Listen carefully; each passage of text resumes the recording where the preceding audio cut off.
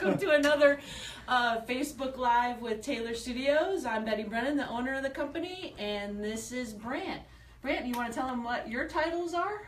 I am the Project Management Office Manager. A little repetitive, but that's all right, and the accountant. So I deal in a lot of the financial and process and procedure side of things here at Taylor Studios. Well, how long have you worked here, and why do you work here? I've worked here for a little over 6 years now, and actually I started working here purely out of luck.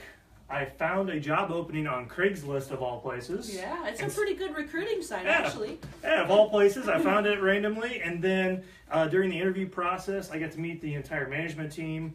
I actually got to have essentially a tour of the shop, and the very first piece that I saw in the shop was a life-size purple octopus that was on top of a exhibit case. I think we still have that, don't we? Yeah, so that was the very first piece that I saw, and that was a part of my interview process. And during the interview process, I actually got asked a lot of questions about essentially what would you do if you had this many hours, how would you manage people, and so there was a lot of other questions outside of the normal realm of just accounting.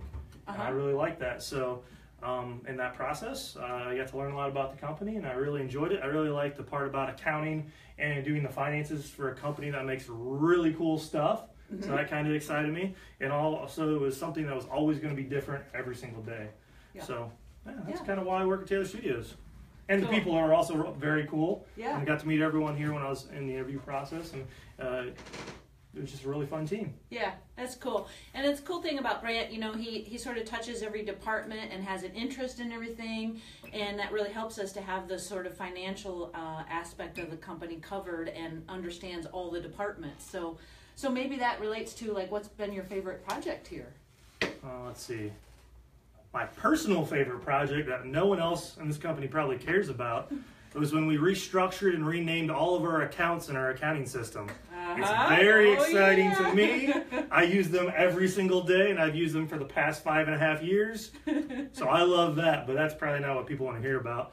I think one of my favorite projects that I was actually a part of, I actually get to go and install and use some of my past experience as a DJ in college and using lighting.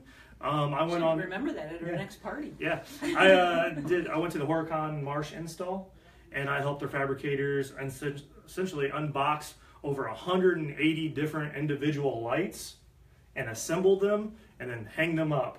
So that's all I did for 2 days. My arms were a little sore after that with my hands above my head all day. But I really liked that project, not only because I got to actually be a little bit of a part of it, which I'm not a part of every project and don't get to go on a lot of installs.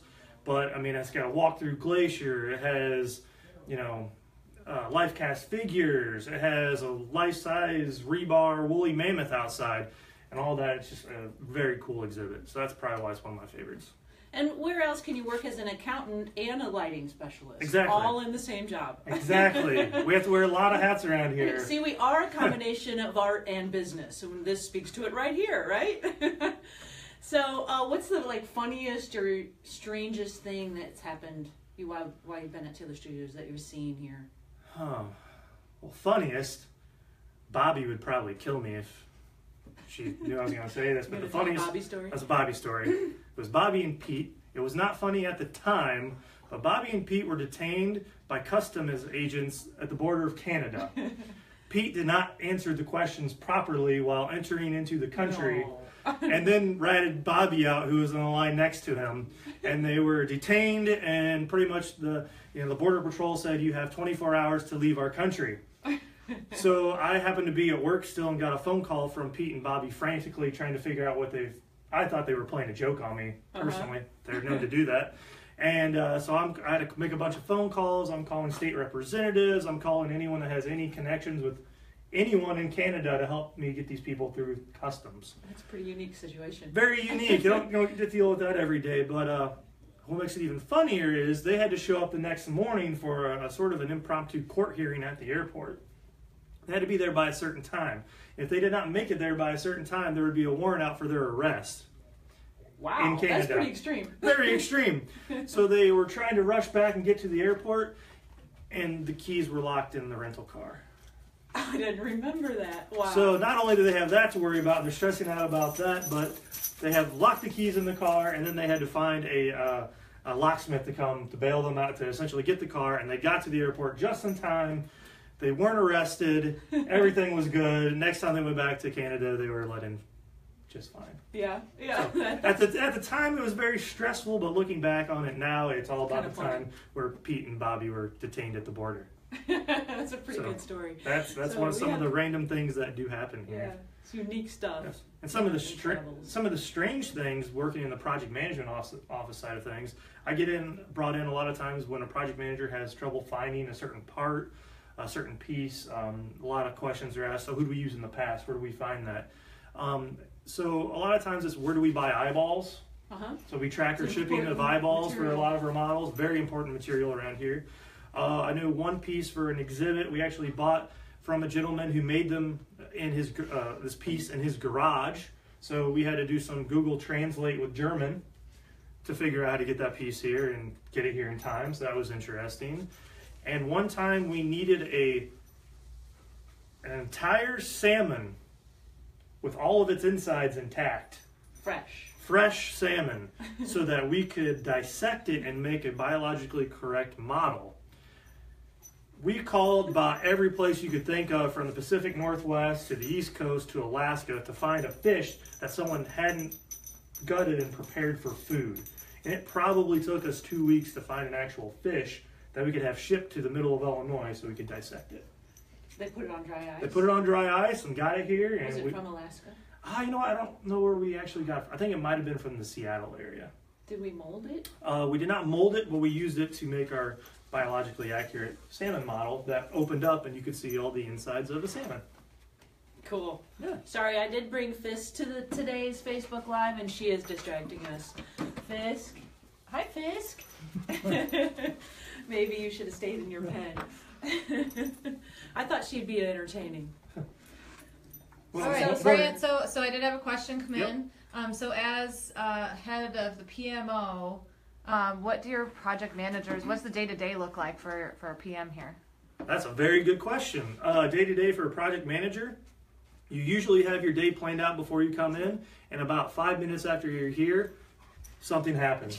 It changes. So you have to be very, very flexible as a project manager. You have to know your projects. You have to prioritize.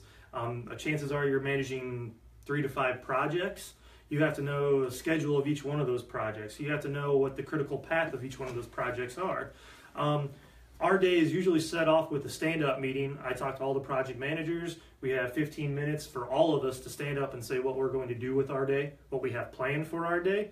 After that meeting is usually when that plan goes awry and we come up with a new one. But then after that, we do walkthroughs in the shop every morning. You walk through the shop, you stop to every fabricator and see what they might need for that day, that week. We use the visual workboards. We use the visual workboards. We bring in our time goals, and we manage every project by line, and essentially how long does it take to make that salmon, and that directs, are we on schedule, are we behind schedule. So each project manager does a walkthrough with their team. Then after that, they have client meetings. We have one client meeting every single week with our teams and our project manager. So you have to schedule those throughout the week whenever it's good for the client. We have a couple internal meetings that we have set every week. Then outside of that, it's really whatever needs to get done. So some days you're looking at you're lining up vendors. Other days you're working on subcontracts. On a project that I'm working on right now, we're working heavily in graphics. So I'm talking to Savannah, our graphic designer, and getting her information that she needs and information back to the client that they have questions about. So there's a lot of communication back and forth. There's a lot of prioritization on what is the biggest thing that needs to get done that would slow down our project and put us behind schedule. And we always meet our schedules. So that's a key point of our project management process. And we are always recruiting project managers. So what kind of traits and skill set are you looking for when you want to hire your next project manager? Someone who's highly organized and someone that could balance a lot of tasks at once. They can't stress you out. You got to be able to move around. You have to be able to move. You have to be able to jump from one project to the next, one task to the next. You have to be okay when you have the best plan in the world and everything's going to work perfectly. That plan is not going to work. Something's going to happen. We deal with a lot of people. Well, sometimes we deal with nature. Sometimes, just the construction project, which then includes nature. Construction industry, when buildings might be delayed, just ran power outages. We had actually a power outage the other day, and I had to figure out how to get a signed subcontract from Betty to a client. Just whatever your best plans are, chances are something will go wrong. And really, project management is, how do you fix that efficiently, and how do you make it? It's problem solving every single day, and it's how do you go on and come up with a plan and think on your feet. High stress tolerance, really good communication skills, because you're going to be talking to a diverse group of people, from clients with fish and wildlife to artists to business people, and so just having a diverse communication skill set. Yes, diverse communication is absolutely correct. Phone calls, you're on emails, you're meeting in person, you're meeting over Skype, and all of those. A lot of times, as a project manager too, not only are you holding your team accountable, you're also holding the client accountable. So you're holding both the client to hold them to what they said they're going to do, but you're also holding our internal team accountable for what we told the client we were going to do. Mm-hmm. So you have to be able to have crucial conversations with both internally and externally, so that the project is completed on time and make sure everyone's happy. Yeah, but if you love to plan and you like woolly mammoths and lighting, and you like something new every single day, you never know what it's going to be, then a project management position here is right for you. Yeah. So what are you working on now?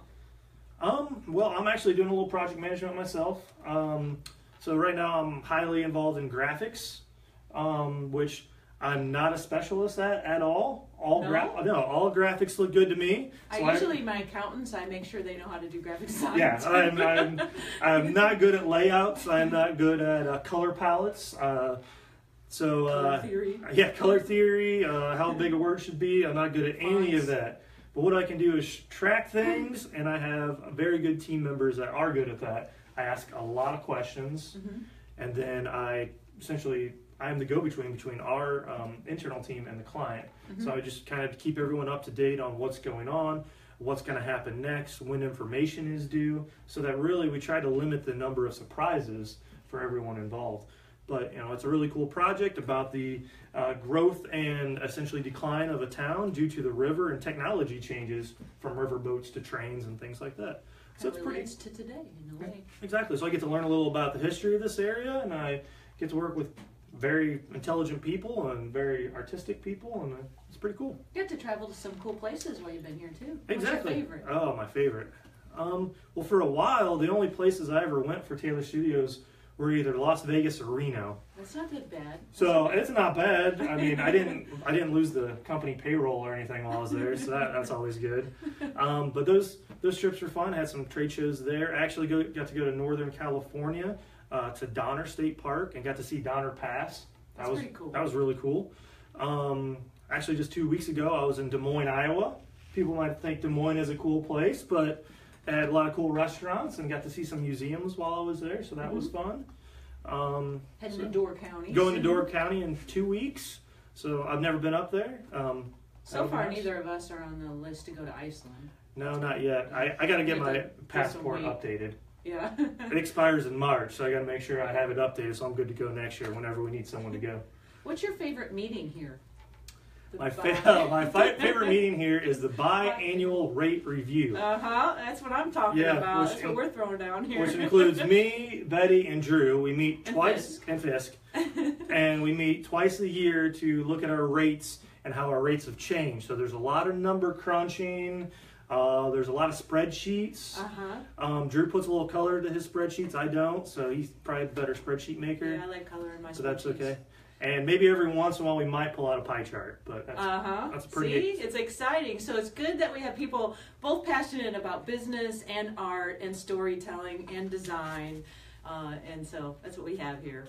Well, thanks for joining us. Thanks, Brant. That's really cool. Brant's been a really awesome addition to Taylor Studios. Well, it's been a while now, but he keeps us in line financially and in the project management office, and we really appreciate everything that he does. Oh, and by the way, this is Icarus. It's a painting we did for a traveling exhibit we built years ago. So we often do comps and things like that, and now they're on our walls, so we have good art.